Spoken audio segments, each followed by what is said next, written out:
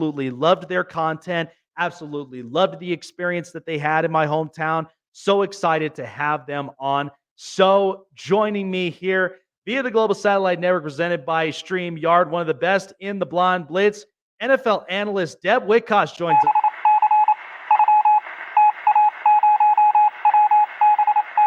I mean, look, I know everybody had to hear my outrage with Major League Baseball, but it's like, for God's sakes, for years, I've been to Yankee Stadium. I've grown up basically being a baseball guy. My pops, my old man, basically his backup catcher was Kansas City Royals great Mike Sweeney. And then and then at the same time, my biological father was scouted by Mike Lieberthal's dad. So at the same time, Major League Baseball, I used to love it when I grew up as a kid. Watching. My dad played for the minors for the Phillies, so I'm a baseball girl. I grew up three rows from home plate. The wives sat behind. I'm a baseball girl. I love that you just went on an MLB rant. That's my favorite. Yeah, and it's not the first time that I basically had Major League Baseball on my radar for the last few years, because when we had COVID happen, they don't even know when the season was going to start. And at the same time, we know it's a long season, 162 games. It's way too long. Nobody has enough time for that. That's why they love the NFL. So I would say shorten up the game to at least 100 games so I can get 50 of them out the way by All-Star break. And then by 50, I better see division rival games. I better see interleague play like Dodgers Giants or Dodgers Yankees every single year. And then that way, by postseason, I could be okay with the transition. Right. But I'm not crazy for basically saying this, because Nike, of all companies, they are so good when it comes to NFL jerseys. They have been so good when it came to NBA jerseys that when I look at these Major League Baseball jerseys, it's like, I just want to literally hurl all over this stuff. I mean, I'm not wrong, right? No, the football jerseys have definitely taken over. I don't know about in Philly. The Philly jerseys are pretty popular still, but do you feel like, I feel like baseball has gotten faster though. The new rules last season really sped it up a bit, so it's not as painful to watch. And I can't believe I just said baseball and painful in the same sentence, because as a child, I would have gotten in trouble for that. It seems like in the last two, and you're not wrong. I feel like in the last 2-3 years, it kind of felt like they literally have started to get closer to being correlated with each other. Because at the same time, it's like, it's been America's pastime. I've grown up I've learned life through baseball. Yes. Anytime I take on certain challenges, I'm up to the plate. I'm waiting for what life, the pitcher, is going to throw at me. Yep. And however I'm going to adjust to it is how I'm going to strategically go against it. And so, yeah, I mean, that's amazing. I love that you just said that. Yeah. And so it's like, my thing with this is that, Major League Baseball for years and years, I do love the new rules. I like the pitch count. I like the fact that I think it's hard for batters, because at the same time, they're being rushed to being back into the box, but you have to acclimate to the change. But at the same time, I am not opposed to extra runners at second base when we go into extra innings in the regular season. But postseason, completely different. Because think about it. Hockey has done one of the best things possible when we're out of regulation, when we're against the 3-on-3 on overtime. We're going to go into the shootout until we finally get a winner. Yep. But that doesn't mean crap when you go into postseason and Stanley Cup playoffs. Yep. So it's just like, I just think Major League Baseball, they are admitting time and time again, we're not going to pass the NFL in ratings. We are certainly not. Nothing is passing the NFL. Regular TV programs are passing the NFL. NFL is just the end all be all at this point. Yeah. And think about this. I used to grow up where Fox Sports was everywhere in baseball. I used to see Sun Belt in Florida. I used to see Ohio sports for both Cleveland and Cincinnati, and even Prime Ticket when I would watch the Dodgers until they ended that contract in 2013. So it's like, I don't know. I don't know what they're doing with it. I love that you brought up Ohtani too. I mean, how powerful is this player? I'm so excited to see him with the Dodgers. You got to still give props to Babe Ruth though. He still holds the record. So does Pete Rose. I mean, Ohtani's amazing though. I mean, the Bambino. I mean, good God, I have a portrait picture of him that has been sitting in my parents' garage for 15 years. And at the same time, like, you got to give respects to the Bambino, but at the same time, can't we just love some of the new talent that we're bringing in right now? And this isn't even our American blood talent. Looks like something cut out. But yeah, it's not our American blood talent.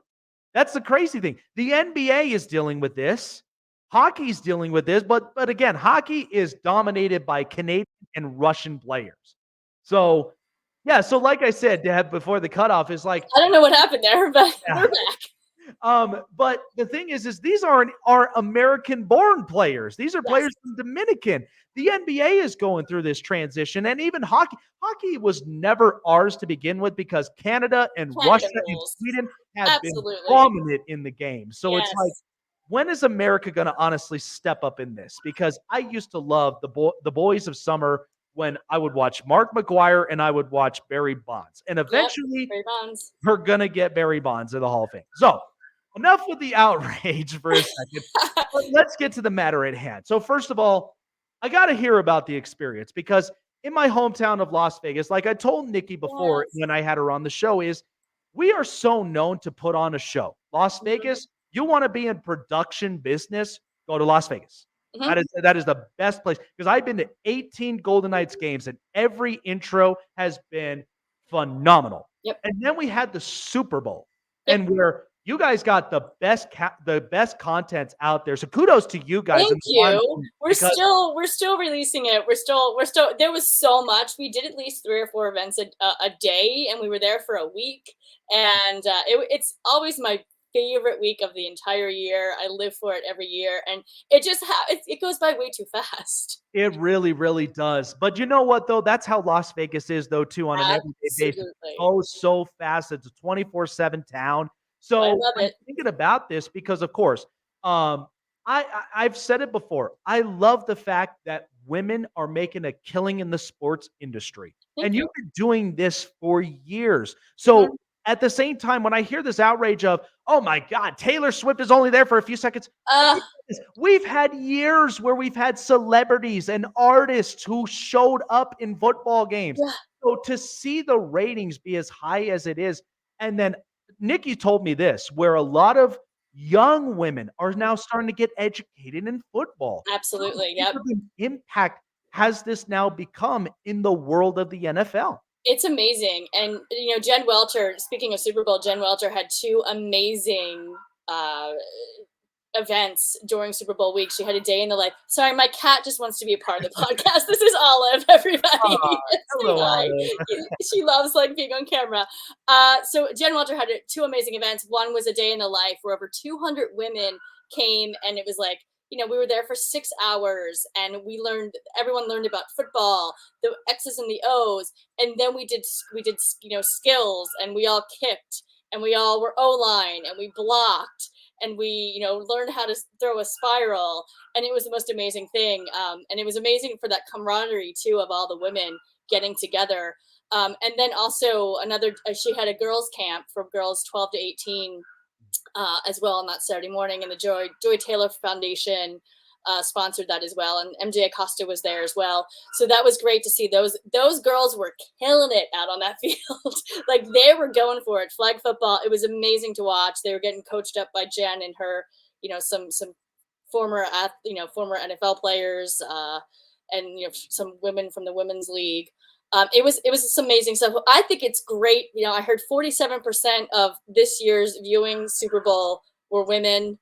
A lot more. I heard a lot of comments about how young girls were watching with their father and they were asking questions. They wanted to learn more. And that kind of started a little bit before Taylor Swift, because Nickelodeon started to play, a game or 2 during the season. And a lot of the, fathers were like, oh, my daughter finally wants to watch football with me because it's on Nickelodeon.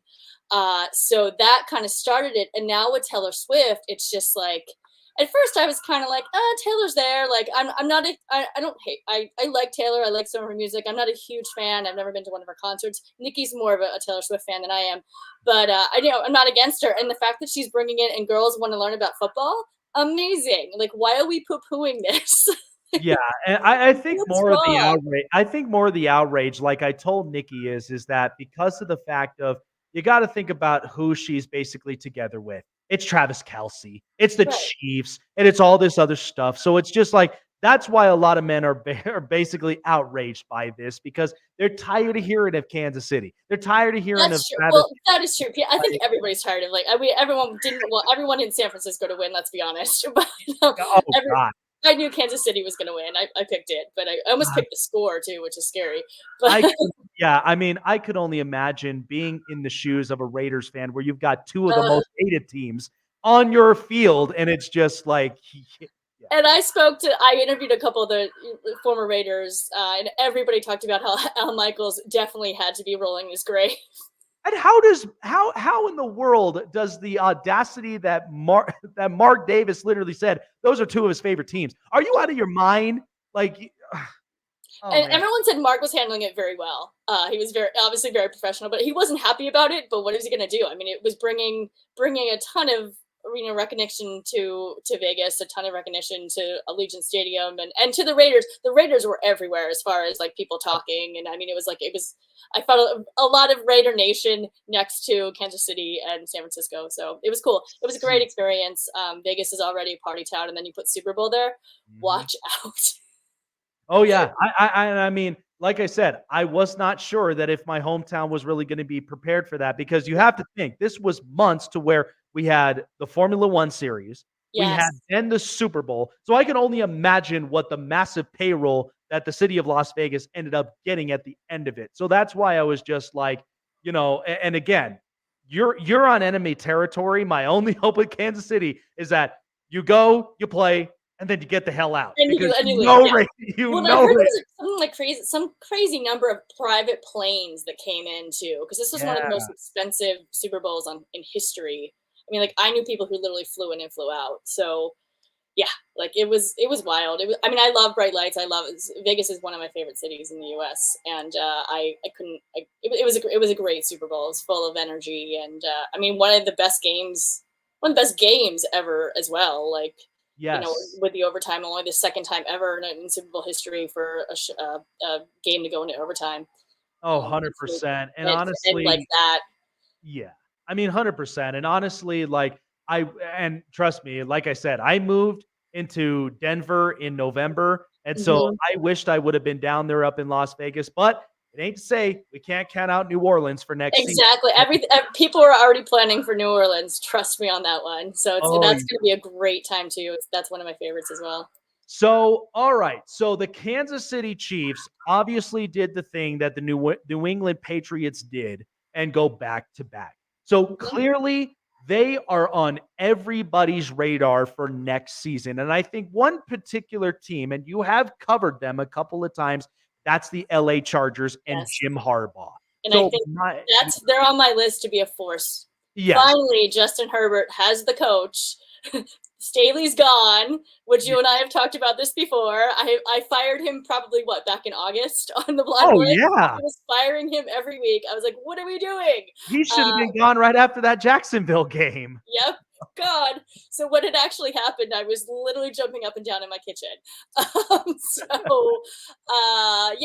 mean, no, I'm excited for So this is funny. Little bum that Kellen Moore is no longer the Chargers, but I'm really excited that he's with the Eagles. So 100%.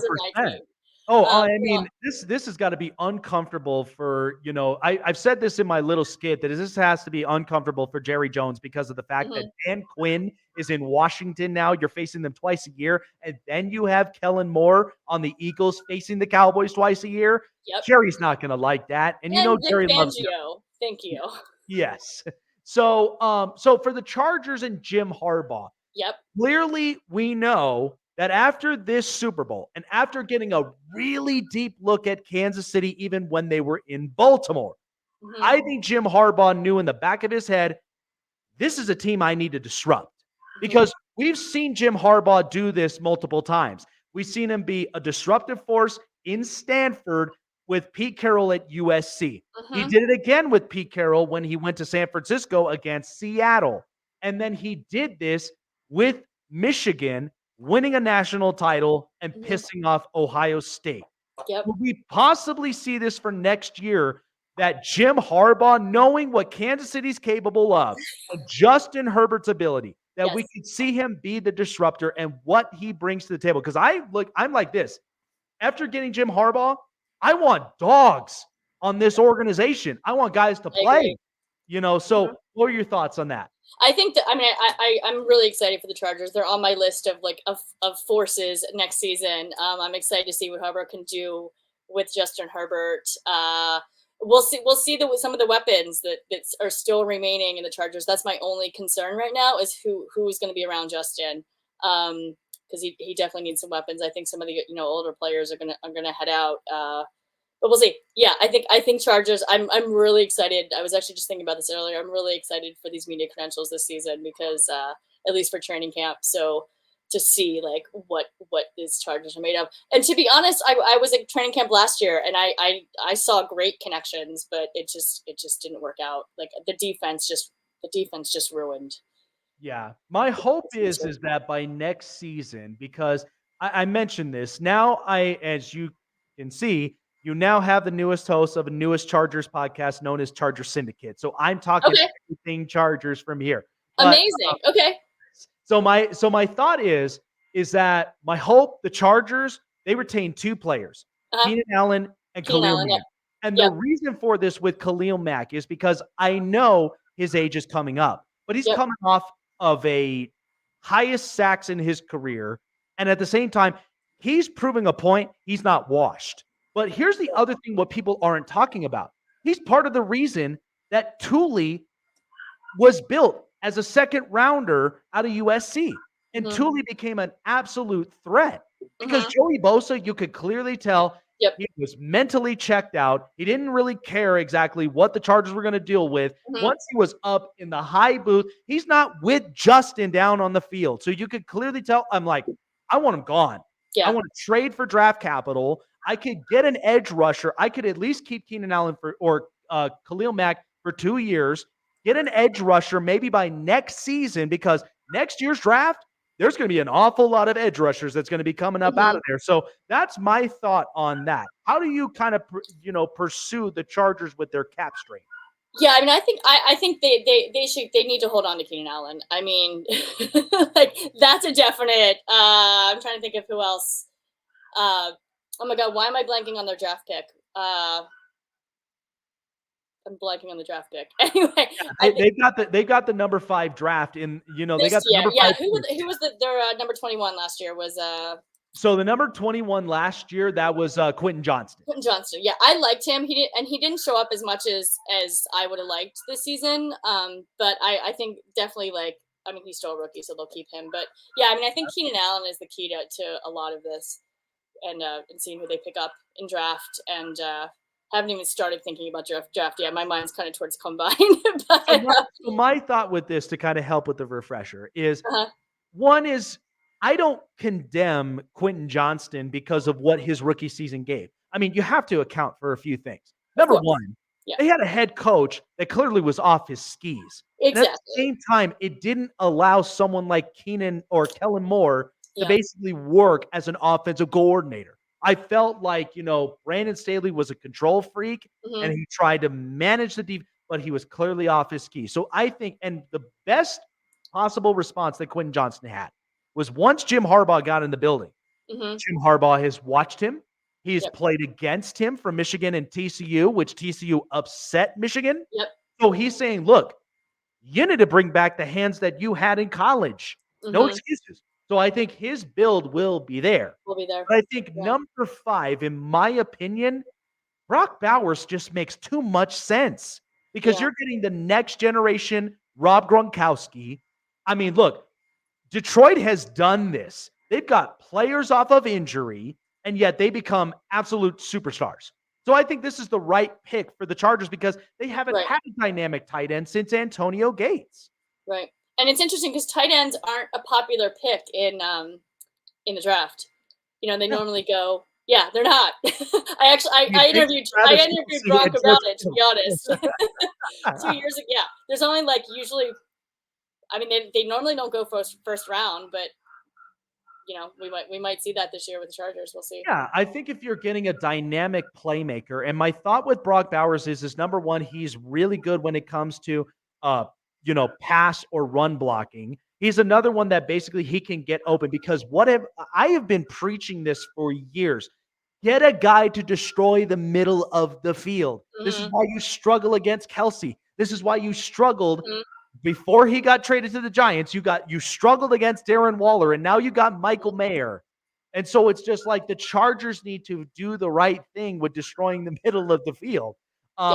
So I personally think, and this rumor has spread in the last couple of days. So Austin Eckler, at one moment he said, "Screw the Chargers. I'm choosing the free agent market." And then Jim comes in, he says, "Oh no, I want to be back." My thing is like, look, how do you get a change of heart this quickly? But yet at the same time, the rumors are he was pretty gone last year, or last 100%. Season. And I mean, it very well could be that he wants to stay because of Harbaugh, and I that would be great. But I mean, are the Chargers going to keep him? Yeah, I want a guy that's willing to run, and I think at the same time, and at the same time, new offensive coordinator Greg Roman, he just preached about it. I'll be talking about it later on, but he just preached about it. Can you imagine Justin Herbert with a hefty run game? Yeah, that screams Saquon Barkley, Josh Jacobs, or my hope is you go and you get a late first round or maybe an early second and you go and get Blake Corum. That's what it screams like to me. So they want to get hefty runners. So I think with Greg Roman, as we watched him in Baltimore with Lamar Jackson, my thing is this is not a scare for me for Justin Herbert because he's getting a quality offensive coordinator. The one thing they can work on is the run game. And that went downhill last year. So I think if you get the right runner, and they've got a really good offensive line, and hoping that they get a replacement for Corey Linsley next season, because I think it was the right deal they did. Shed the cap, at least $10 million out of there. But at the same time, you got to get a really good center for next season, whether it's in free agency or you go and get the next guy. Who could you think, like in the free agency market or maybe possibly up in the draft, that the Chargers know I'm bringing in a guy that's willing to run and he is not afraid to get tackled? Right. Yeah. I mean, no one's names are popping out at me yet, just because I haven't studied the new draft prospects yet. But no, I agree with you. They definitely need to rebuild some, and but I think rebuilding around Justin Herbert is like the absolute key. And I mean, obviously the absolute key was getting rid of Staley and bringing in Jum Harbaugh. So yeah, I mean, we'll see. Yeah. So shifting over to the Philadelphia Eagles. So this is interesting because it feels like to me in 2024, this is going to be a mulligan season for Nick Sirianni because now he's got two new coordinators in Vic Fangio and Kellen Moore. Yep. Do you feel like that these coordinators, with how their skill sets is put together, that we could possibly see the Eagles rebound and make up for what last season did? And could Sirianni's job be, I would say, redeemable? I think I don't think it was Nick Sirianni's fault this season. I still don't know what happened. I don't know how the wheels fell off. Trust me, I was asking questions at Super Bowl, and Nikki can vouch for it because the amount of times I got the eye rolls because I was talking about the Eagles. But I don't think Sirianni was the issue. I think it definitely was the OC and the DC, both DCs. So one replaced the other, and the other was worse than the first. So yeah, I mean, Vic Fangio, you cannot get a better, defensive coordinator. And obviously Kellen Moore coming from the Chargers, Rich of Dallas, like they're the best of the best. I think Sirianni's, job, all eyes are going to be on him. You know what I mean? But I think he can pull it off. We've seen what he can do in the past. I don't know. I don't know. Something in my head, like Jalen Hurts, something was off with him this season too, unfortunately. I Yeah. hate to say that because I mean I don't want to go back to, I was one of the kind of the Jalen, I don't want to say doubters. I always think he's an amazing athlete, but I didn't think he had the arm of like a franchise quarterback.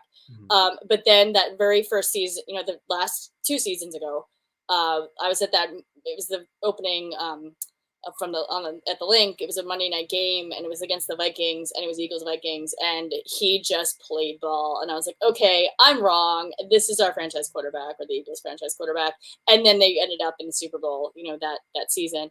But we just didn't see Jalen play to that same caliber that he played the season before. He made Yeah. some really not great decisions on the field. I mean, to hold AJ That's Brown yes, touchdown list for a month.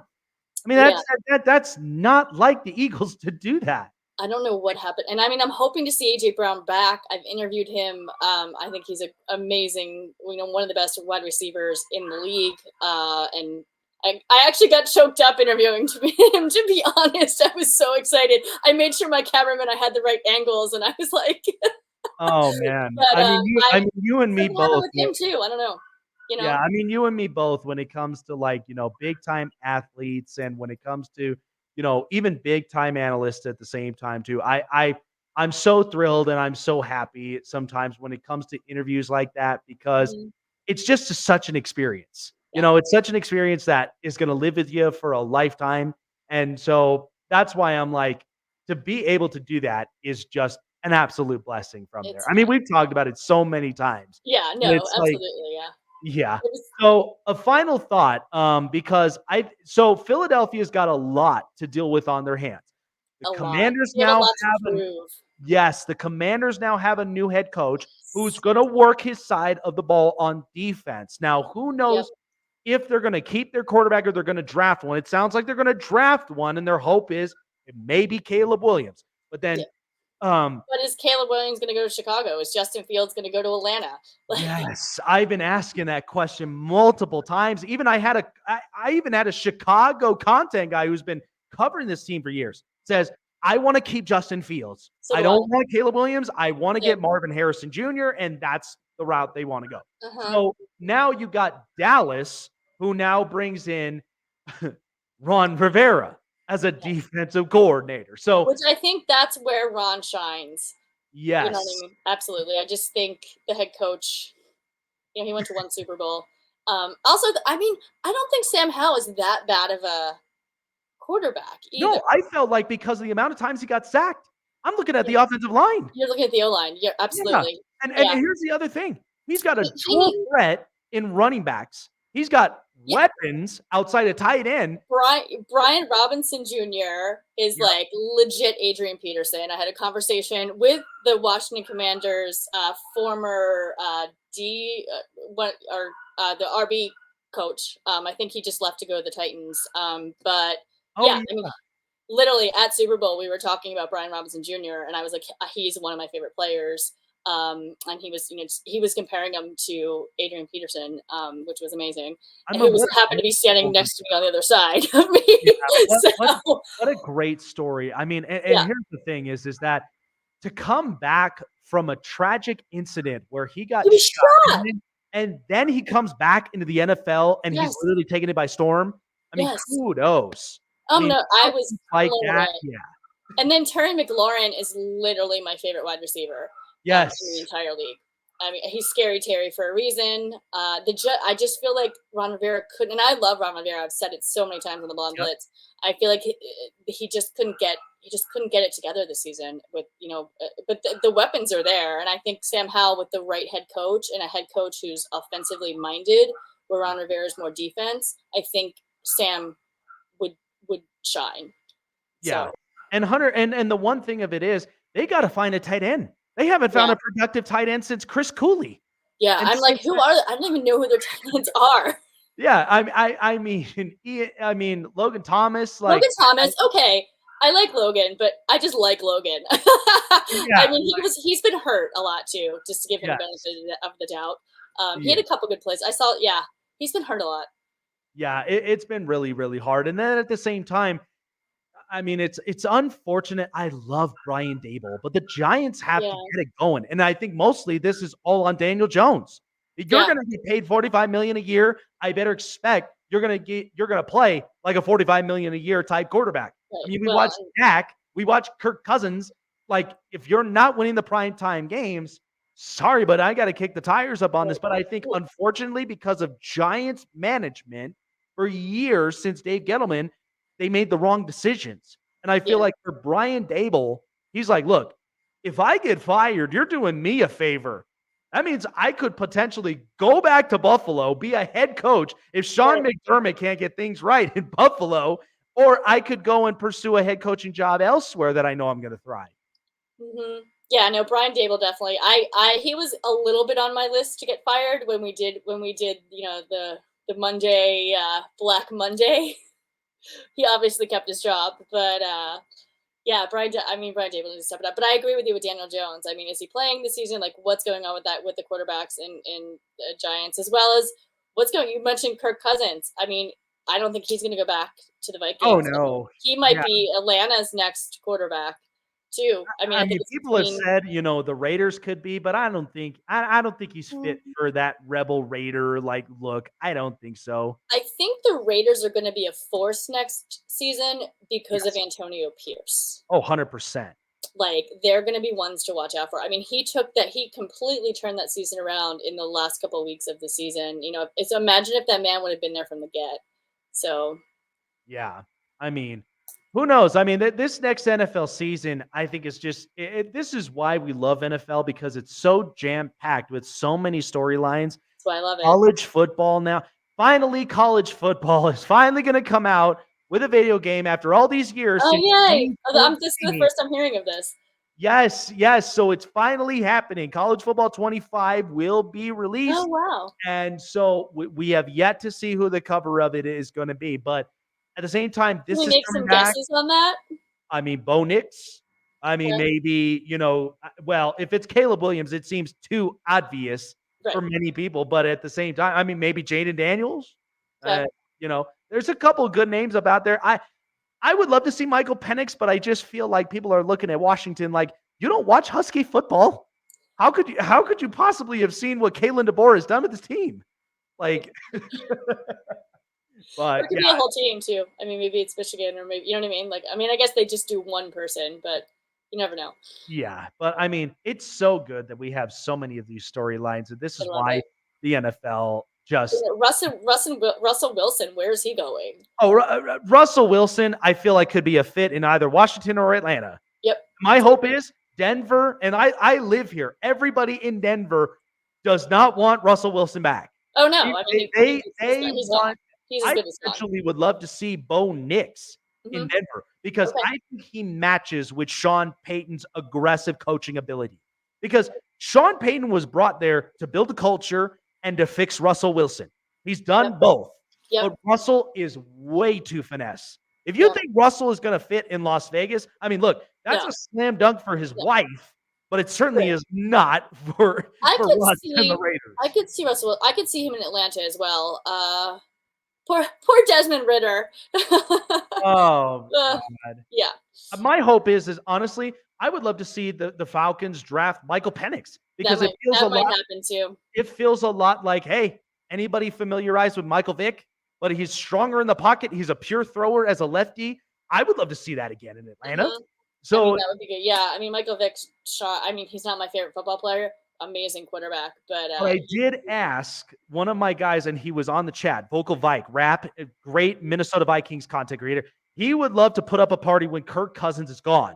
But the guy he is really hoping will be a Minnesota Viking is Michigan's JJ McCarthy.